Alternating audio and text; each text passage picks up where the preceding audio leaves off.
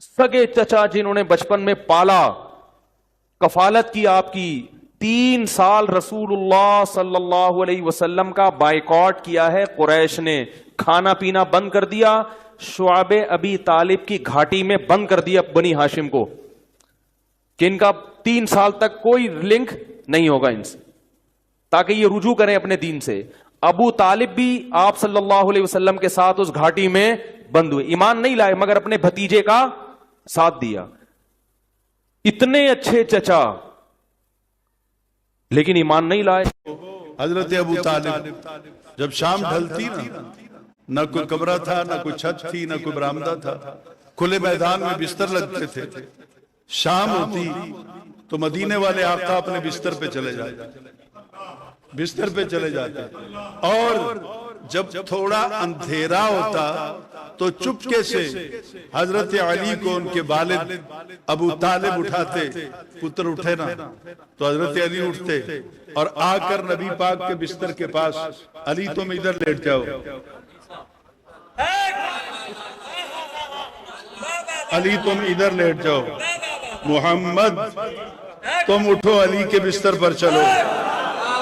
کافی دنوں کے بعد نبی نے پوچھ لیا میرا روز رات بستر کیوں بدلتے ہو؟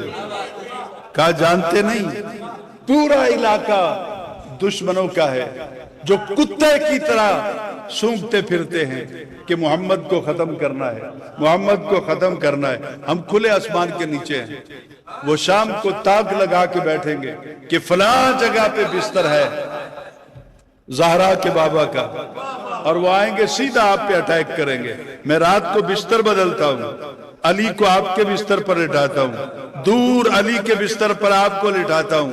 تو کہا علی پر اٹیک نہیں ہوگا، کہا ایک نہیں یہ جے ہزارہ بھی ہون تے تیرے قدمہ تو قربان کر۔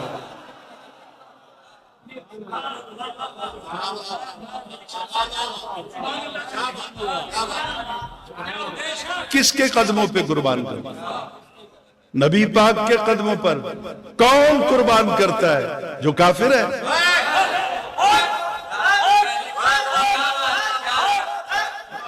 صرف ایک بات کرنے کی اجازت ہے پھر۔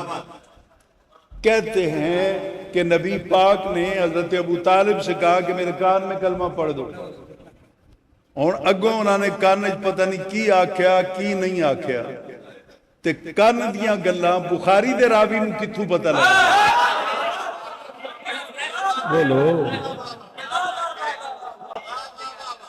وہ دو بات میں آپ سے سرگوشی میں کرتا ہوں، اگر وہ اوپن کرنی ہے تو سرگوشی کیسی ہے؟ پھر کان میں کیوں کہوں؟